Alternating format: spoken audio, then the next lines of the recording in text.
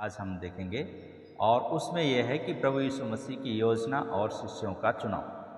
तो प्रभु यीशु मसीह ने शिष्यों का चुनाव किया। पवित्र शास्त्र बाइबल का जो मुख्य विषय है वो ये है कि प्रत्येक मनुष्य पवित्र और शुद्ध बनकर परमेश्वर के साथ संगति करे। परमेश्वर ने मनुष्य को अपने साथ हमेशा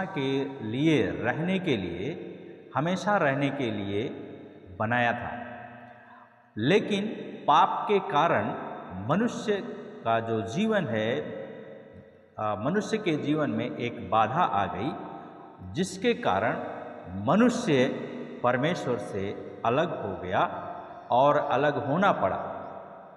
इस बड़ी समस्या का समाधान करने के लिए मनुष्य स्वयं को ढूंढता रहा, पर उसके चारों ओर या उसके सारे प्रयास या उसका चारों तरफ का जो वातावरण है वो अधूरा अभी तक साबित हुआ। परमेश्वर जो सर्वज्ञानी है उसको मालूम है कि मेरे और मनुष्य के बीच में जो समस्या उत्पन्न हो गई उसका समाधान कैसे करूं, और इसीलिए परमेश्वर ने अर्थात प्रभु यीशु मसीह ने, परमेश्वर पिता ने, यहोवा परमेश्वर ने, उसने सृष्टि के बनाए जाने से पूर्व इस समस्या का समाधान कर लिया था या इस समस्या का प्रबंध कर लिया था, क्योंकि परमेश्वर के सामने कोई भी समस्या बड़ी नहीं है और परमेश्वर समस्या का समाधान करता है। और उसने जब सृष्टि किया मनुष्य का, तो मनुष्य का सृष्टि करने के द्वारा परमेश्वर ने क्या किया, सृष्टि के समय में ही मनुष्य की समस्या का समाधान ढूंढ लिया था या प्रबंध कर दिया था। परमेश्वर ने उपाय कर लिया था। प्रकाशित वाक्य की किताब जब हम पढ़ते हैं उसका 13 अध्याय और उसका 8वां पद, प्रकाशित वाक्य की किताब उसका 13 अध्याय और उसका 8 पद, तो यहाँ पे लिखा है कि पृथ्वी के सब निवासी उसकी पूजा करेंगे। किसकी पूजा करेंगे? शैतान की पूजा करेंगे, दुष्टता की पूजा करेंगे, दुष्ट आत्माओं की पूजा करेंगे। तो यहाँ पे बाइबल कहती है, प्रकाशित वाक्य की किताब उसका 13 अध्याय 8 पद में, कि पृथ्वी के सब निवासी उसकी पूजा करेंगे। और तब लिखा है, अर्थात प्रत्येक व्यक्ति जिसका नाम उस मेमने के जीवन की पुस्तक में, जिसका नाम उस मेमने की पुस्तक में, मेमने के जीवन की पुस्तक में, याद रखिए, मेमने के जीवन की पुस्तक में, जो जगत की उत्पत्ति के समय से घात किया गया है, नहीं लिखा गया है। घात किया गया है, नहीं लिखा गया है। उनका जो जीवन होगा वो कष्ट का जीवन होगा। लेकिन यहाँ पे परमेश्वर ने क्या किया है, जगत की उत्पत्ति के समय से उसे घात किए हुए मेमने के जीवन की पुस्तक में लिखा हुआ नहीं मिला, उनको आग की झील में डाला गया था। तो यहाँ पे लिखा है कि जिसका नाम, प्रत्येक व्यक्ति जिसका नाम उस मेमने के जीवन की पुस्तक में, जो जगत की उत्पत्ति से या जगत की उत्पत्ति के समय से या सनातन काल के समय से घात किया गया है, नहीं लिखा गया, उनको नरक की आग में डाला जाएगा। ये परमेश्वर ने क्या किया था, शिष्यों को बचाने के लिए, उनका चुनाव करने के लिए परमेश्वर ने ये प्रबंध किया। और उसमें प्रभु यीशु मसीह इस जगत में जब आया, तो जो जगत के समय से ही सृष्टि जब की गई, उस समय से ही घात किया गया था उसे, वो हमारे लिए और आपके लिए मनुष्य बनकर इस धरती पर आया। बाइबल कहती है, जब समय पूरा हुआ तब ठीक समय पर यीशु मसीह हम भक्तिहीनों के लिए मरा। इफिसियों की किताब 1 अध्याय उसका 4 पद जब हम लोग पढ़ते हैं तो उसमें लिखा है, उसने हमें, उसने मतलब परमेश्वर ने, हमें मतलब हम सबको जगत की उत्पत्ति से पूर्व, जगत की उत्पत्ति से पूर्व, जब जगत बनाया नहीं गया था, ये दुनिया बनाई नहीं गई थी, उसके पहले परमेश्वर ने हमें और आपको चुना। किस में चुना है? मसीह में चुन लिया, यीशु मसीह में चुन लिया कि हम उसके समक्ष या उसके सामने प्रेम में पवित्र और निर्दोष हो। तो परमेश्वर ने शिष्यों का जो चुनाव किया है वो अकस्मात नहीं किया, लेकिन जब परमेश्वर ने इस संसार को बनाया उस समय ही, जब मनुष्य ने उसके बाद पाप किया तो उसके पूर्व ही परमेश्वर ने क्या किया? योजना बनाया था, प्रबंध किया था, और मसीह में, यीशु मसीह में हमें और आपको आज चुन लिया। वो समाप्त नहीं हुआ। जो परमेश्वर ने मनुष्य को बनाया संगति करने के लिए, हमें और आपको संगति करने के लिए, तो उसने अलग नहीं किया। उसका जो योजना था वो अपनी योजना को पूरा किया। सब लोग अपनी योजना को बना करके उसको पूरा नहीं कर सकता है, लेकिन परमेश्वर जो योजना बनाता है उसको वो पूरा करता है, और इसलिए उसने पहले से ही योजना बना लिया।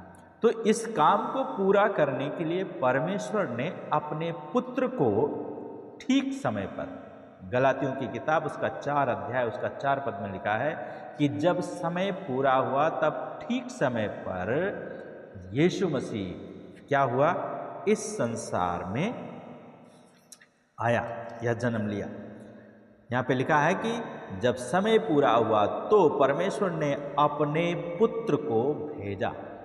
परमेश्वर ने योजना बनाई थी, मनुष्य ने पाप किया, उसके कारण अलग हो गया, लेकिन परमेश्वर ने उसी समय योजना को बनाया और इसको पूरा करने के लिए काफ़ी साल लगे। और आज से 2000 वर्ष पूर्व प्रभु यीशु मसीह इस संसार में पूरा, परमेश्वर अपनी योजना को पूरा करने के लिए यीशु मसीह को भेजा। तो लिखा है कि तो परमेश्वर ने अपने पुत्र को भेजा जो स्त्री से उत्पन्न हुआ और व्यवस्था के अधीन उत्पन्न हुआ, व्यवस्था के अधीन और स्त्री से उत्पन्न हुआ। जिस प्रकार से हमारा और आपका जन्म हुआ व्यवस्था के अनुसार स्त्री से, और जब मनुष्य ने पाप किया, हम फिर आपको उत्पत्ति की किताब में ले चलें याद दिलाने के लिए कि जब मनुष्य ने पाप किया, आदम और हवा ने पाप किए, तो परमेश्वर ने प्रतिज्ञा किया, स्त्री के द्वारा पाप आया था, फिर वो आदम के पास में, आदम के द्वारा आया, तो दोनों ने मिलकर के पाप किया। और परमेश्वर ने वहाँ पर क्या किया? एक प्रतिज्ञा किया, मैं इस स्त्री के वंश से और तेरे वंश के बीच में बैर उत्पन्न करूंगा, इसका जो संतान होगा वो तेरे सिर को कुचलेगा और तू उसकी एड़ी को डसेगा। तो परमेश्वर ने इस योजना को पूरा करने के लिए काफ़ी समय लिया और तब यीशु मसीह को इस संसार में परमेश्वर ने भेजा, अपने पुत्र को। तो जब समय पूरा हुआ तो यीशु मसीह को परमेश्वर ने इस संसार में भेजा, और भेजने के बाद में क्या किया? उसको बलिदान होने के लिए, हमारे लिए और आपके लिए बलिदान होने के लिए उसको परमेश्वर ने छोड़ दिया। तो प्रभु यीशु मसीह के बलिदान और उसके जी उठने के बाद प्रभु यीशु ने कहा, क्या कहा प्रभु यीशु मसीह ने? स्वर्ग और पृथ्वी का सारा अधिकार मुझे दिया गया है, इसलिए तुम जाओ और सब मनुष्यों को मेरा शिष्य बनाओ, मेरा चेला बनाओ। तो प्रभु यीशु मसीह ने ये अधिकार अपने शिष्यों को दिया है। आज कई बार लोगों से पूछताछ की जाती है कि आपको किसने अधिकार दिया है कि आप यीशु मसीह के वचन का प्रचार करें। तो ये अधिकार किसी मनुष्य के द्वारा नहीं दिया गया है, ये अधिकार स्वयं प्रभु यीशु मसीह के द्वारा दिया गया है। और प्रभु यीशु मसीह हमें और आपसे ये चाहता है कि हम यीशु मसीह के बारे में दूसरों को बताएं, अपने जीवन की गवाही बताएं, जो परमेश्वर हमारे और आपके जीवन में काम करते हैं उसको हम बताएं, और परमेश्वर के कामों को हम अपने जीवन के द्वारा, अपने आचरण के द्वारा, अपने व्यवहार के द्वारा परमेश्वर के वचन को मान करके हम प्रकट करें।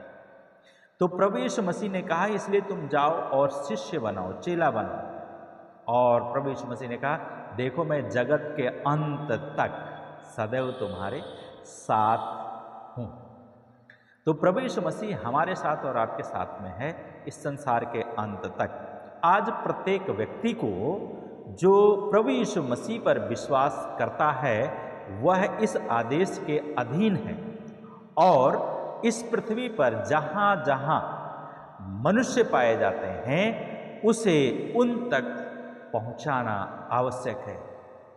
क्या पहुँचाना है? यीशु मसीह का नाम। अब वैज्ञानिक और संसार के विद्वान ऐसी कल्पना करते हैं, सोचते हैं या विचार करते हैं कि इस पृथ्वी को छोड़कर और भी स्थान है जहां मनुष्य पाए जाते हैं।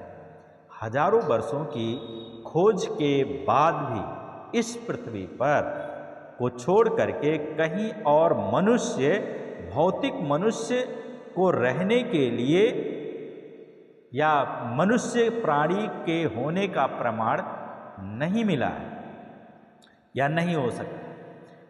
इसलिए इस संसार में, इस धरती पर हम और आप परमेश्वर के वचन को, प्रभु यीशु मसीह के संदेश को लोगों तक हमें पहुंचाने की आवश्यकता है।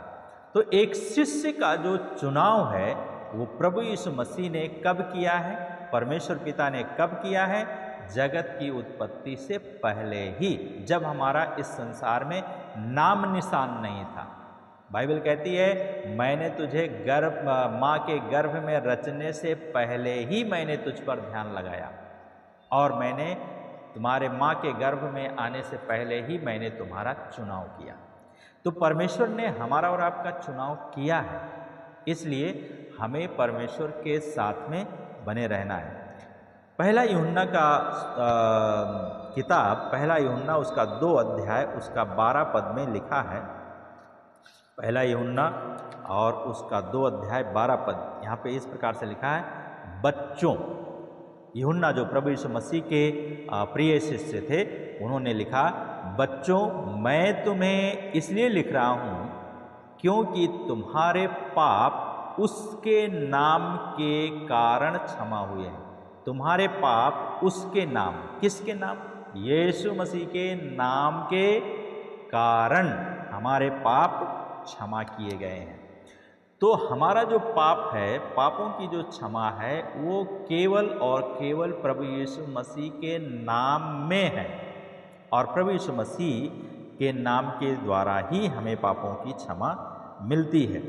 और उसका 1 और 2 पद जब हम लोग पढ़ते हैं, पहला यूहन्ना 1 और 2 पद, तो उसमें लिखा है, मेरे बच्चों मैंने तुम्हें ये बातें इसलिए लिखा हूँ कि तुम पाप ना करो, पाप ना करो।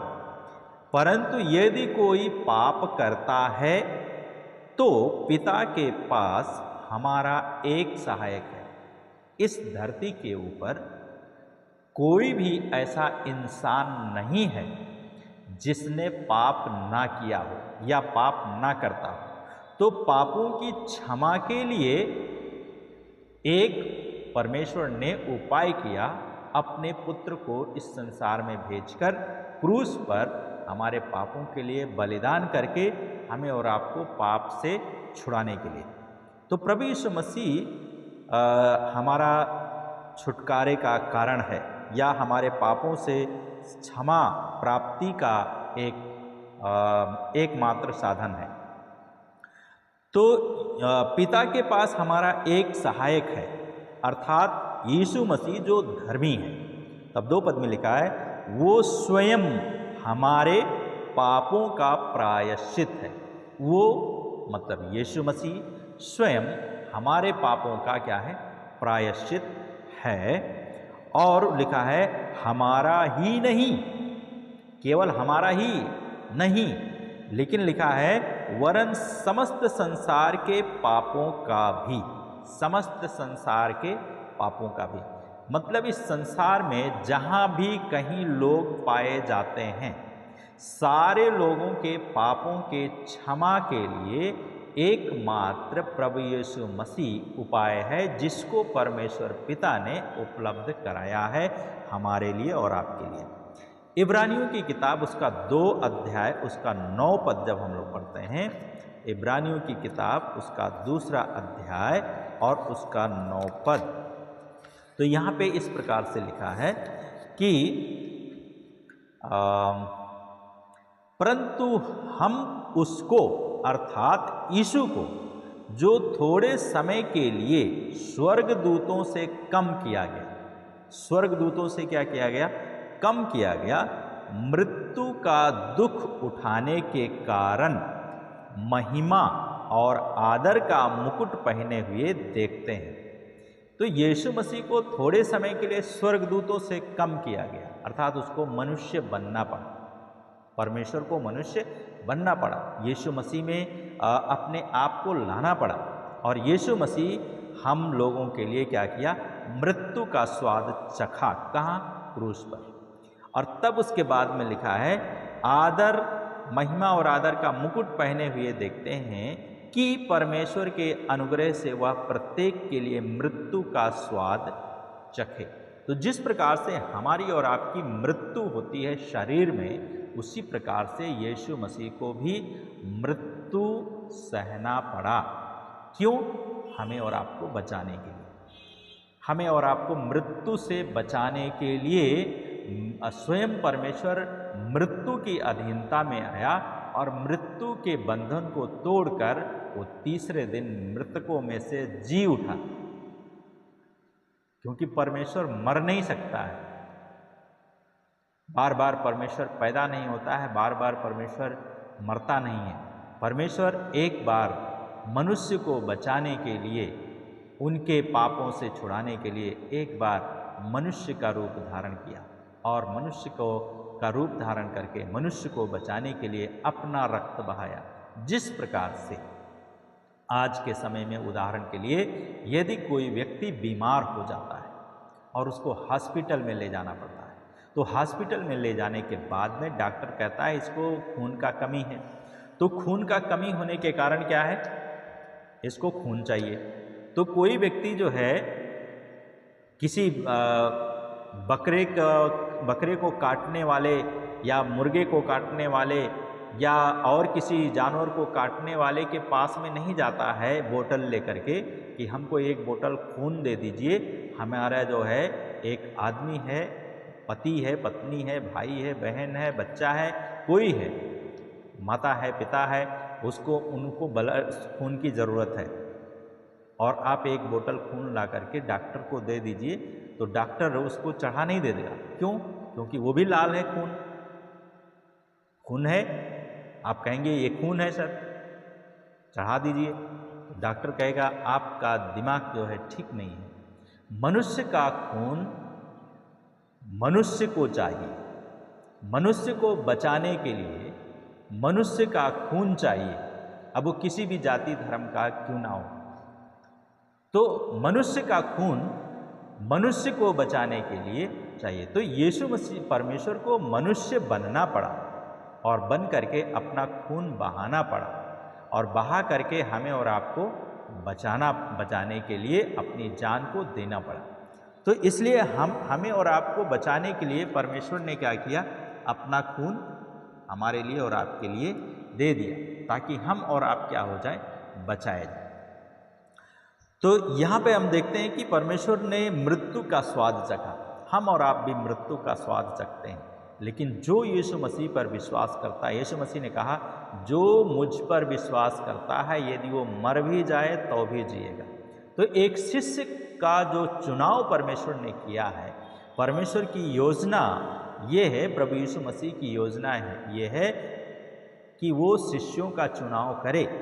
और शिष्यों का चुनाव परमेश्वर ने के पुत्र ने, परमेश्वर पिता ने जगत की उत्पत्ति से पहले ही किया है। तो हमें और आपको चुनने वाला परमेश्वर है और उसने हमें जगत की उत्पत्ति से पहले चुन लिया। मरकुस की किताब 16 अध्याय और उसका 15 पद जब हम लोग पढ़ते हैं तो वहाँ पे लिखा है कि हमें और आपको क्या करना है, परमेश्वर के वचन को लोगों तक पहुँचाना है।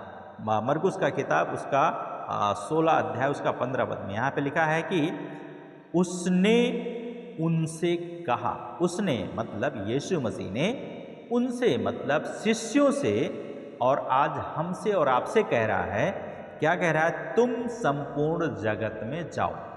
तुम कहाँ जाओ?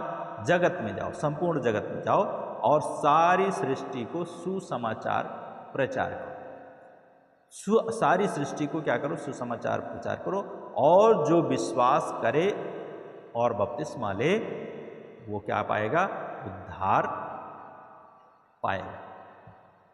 और जो विश्वास नहीं करेगा वह दोषी ठहराया जाएगा। तो हमें और आपको विश्वास करने के कारण और प्रचार करने का अधिकार किसी मनुष्य ने नहीं दिया है, लेकिन स्वयं प्रभु यीशु मसीह ने हमें और आपको यह अधिकार दिया है। यूहन्ना का सुसमाचार 1 अध्याय और 29 पद जब हम लोग पढ़ते हैं तो उसमें जो प्रभु यीशु मसीह का के आगे भेजा गया यूहन्ना थे, उन्होंने ये प्रचार किया। क्या प्रचार किया? यीशु मसीह एक दिन उनके पास में बपतिस्मा लेने के लिए आए और जब आए तो उन्होंने कहा, देख करके, अपनी ओर आते हुए देखकर, यूहन्ना कहते हैं बपतिस्मा देने वाला, यूहन्ना बपतिस्मा देने वाला कहते हैं, देखो परमेश्वर का मेमना जो जगत का पाप उठा ले जाता है। देखो परमेश्वर का मेमना जो जगत का पाप उठा ले जाता है। तो यीशु मसीह हमारे और आपके पाप को उठाने के लिए इस धरती पर आए। जब प्रभु यीशु मसीह ने अपने बलिदान में सारे जगत के उद्धार का प्रबंध किया, तब हम विश्वास कर सकते हैं कि इस संसार का कोई ऐसा व्यक्ति नहीं होगा जिसको सुसमाचार सुनाया ना जा सके। हर एक व्यक्ति को सुसमाचार सुनाया जाना आवश्यक है।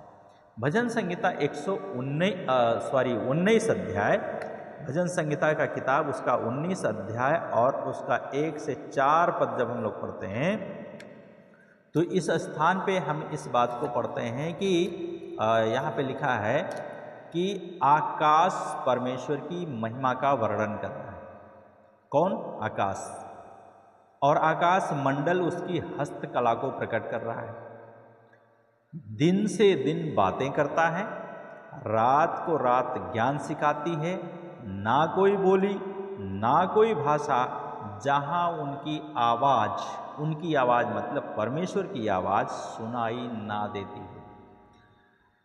उनका स्वर सारी पृथ्वी पर गूंज रहा है। उसके बोल संसार के कोने कोने तक पहुंच गए। उनमें उसने सूर्य के लिए एक तंबू खड़ा किया। उनमें उसने सूर्य के लिए एक तंबू खड़ा किया है। तो परमेश्वर ने क्या किया है? एक तंबू, आकाश को हम देखते हैं, ये बिना किसी पिलर का खड़ा हुआ है और परमेश्वर इसका सृजनहार है और इसको बनाया है। तो परमेश्वर बातें करता है, उसकी बातें हमें और आपको सुनाई देती हैं और हर जगह सुनाई देती हैं। ऐसा कोई भी स्थान नहीं है जहाँ पे उसकी आवाज़ ना सुनाई देती हो।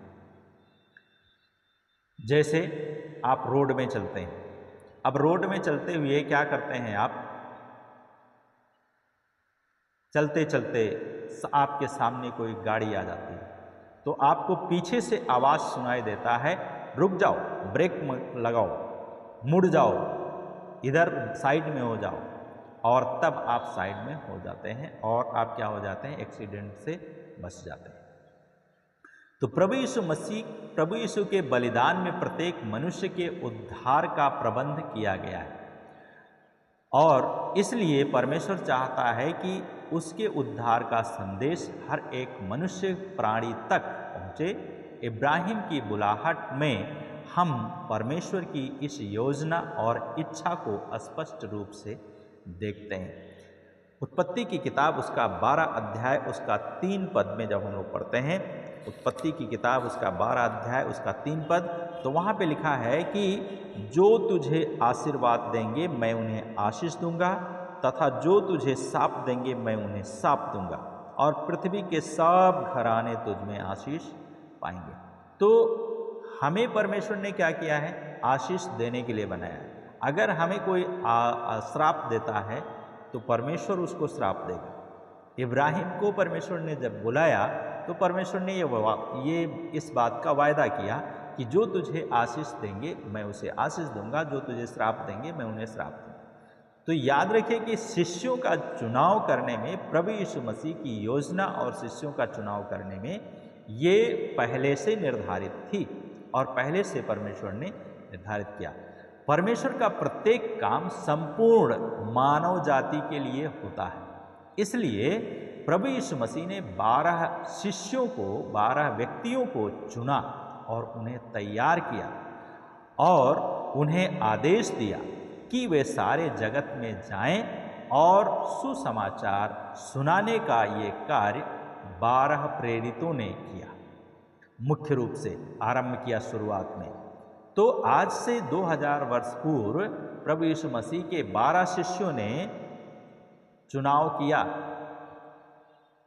प्रभु यीशु मसीह ने उनको चुना और चुन करके उनको भेजा क्या करने के लिए? सुसमाचार सुनाने के लिए, यीशु मसीह के बारे में लोगों को बताने के लिए। आज तक हर एक उद्धार पाए हुए विश्वासी के लिए ये बात लागू होती है। अगर हम आज विश्वास कर रहे हैं, यीशु के पास में आ रहे हैं, तो हमें भी यीशु मसीह के बारे में लोगों को बताने की आवश्यकता है। और जब तक मनुष्य इस पृथ्वी पर रहेगा तब तक सुसमाचार सुनाया जाता रहेगा। संसार का कोई व्यक्ति ऐसा नहीं है जिसे सुसमाचार की आवश्यकता नहीं है। प्रत्येक मनुष्य परमेश्वर के वचन के अनुसार पापी है और इसीलिए परमेश्वर मनुष्य को उद्धार की बात समझने और उसको ग्रहण करने का आदेश या अवसर या समय प्रभु यीशु परमेश्वर देते हैं। प्रकाशित वाक्य की किताब उसका 7वां अध्याय और उसका 9 पद, प्रकाशित वाक्य की किताब उसका 7 अध्याय उसका 9 पद में लिखा है कि इसके पश्चात मैंने दृष्टि की, यूहन्ना दर्शन देख रहे थे जो प्रभु यीशु मसीह के शिष्य हैं, उन्होंने दर्शन देखा कि और देखो प्रत्येक जाति, समस्त कुल, लोग और भाषा में से लोगों की एक विशाल भीड़ जिसे कोई गिन नहीं सकता। एक बहुत बड़ी भीड़ है जो यूहन्ना दर्शन देख रहे थे, स्वप्न देख रहे थे और एक बहुत बड़ी भीड़ को देख रहे थे जिसे कोई गिन नहीं सकता था। कहाँ है वो? श्वेत वस्त्र पहने और अपने हाथों में खजूर की डाली लिए सिंहासन और मेमने के सामने खड़ी थी।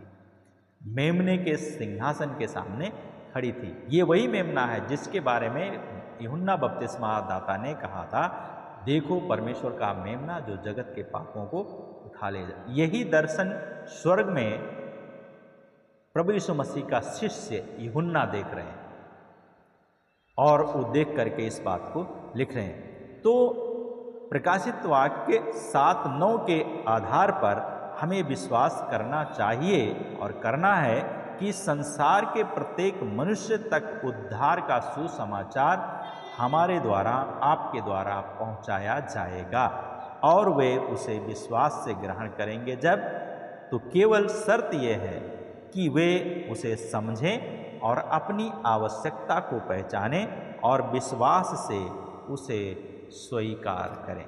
तो हमें यीशु मसीह को स्वीकार करके, और सारे संसार में एक ही प्रकार के स्त्री पुरुष नहीं पाए जाते हैं, इसलिए उनके पास सुसमाचार पहुंचाने के लिए अलग अलग प्रकार से के सेवकों को परमेश्वर उपाय करता है और उनको भेजता है और उनको साधन उपलब्ध कराता है ताकि उनका जीवन क्या हो जाए, बच जाए। क्योंकि बहुत सारी जातियां हैं, बहुत सारे लोग हैं जिनके बारे में हम और आप अभी भी शायद नहीं जानते होंगे। ऐसे लोगों के बीच में भी यीशु मसीह का सुसमाचार पहुंचना अति आवश्यक है। तो आज के दिन में हमने देखा है कि 7वें भाग में प्रभु यीशु की योजना और शिष्यों का चुनाव, क्यों हमें और आपको चुनाव किया परमेश्वर ने। मुख्य बात यह है कि परमेश्वर हमें और आपको इसलिए चुनाव किया है कि हम दूसरों को परमेश्वर के राज्य के बारे में बताएं ताकि लोग परमेश्वर के बारे में जान सकें और परमेश्वर को के ऊपर विश्वास करके अपना जीवन में परमेश्वर को ग्रहण कर सकें। सो परमेश्वर इस वचन के द्वारा आप सबको आशीष दें। आइए प्रार्थना करें। हमारे स्वर्ग और पृथ्वी के स्वामी, आज का दिन के लिए धन्यवाद देते हैं, इस समय के लिए धन्यवाद देते जो आपने दिया। ये वचन आपका है और प्रभु आपने हमारा और लोगों का चुनाव किया है और भी लोगों का आप चुनाव करेंगे और करने जा रहे हैं। हम आपका धन्यवाद करते हैं और प्रार्थना करते हैं प्रभु यीशु मसीह कि आप लोगों से बात करें, लोगों को आप बचाएं ताकि लोग आपकी महिमा का कारण बनने पाएं। धन्यवाद के साथ हम प्रार्थना करते हैं जो लोग इस वचन को सुनते हैं उनकी आत्मा से आप बातें करें। आपका एक वचन उनके जीवन को बदलने के लिए काफ़ी है। धन्यवाद के साथ प्रार्थना यीशु के नाम से मांगते हैं, आमीन, आमीन।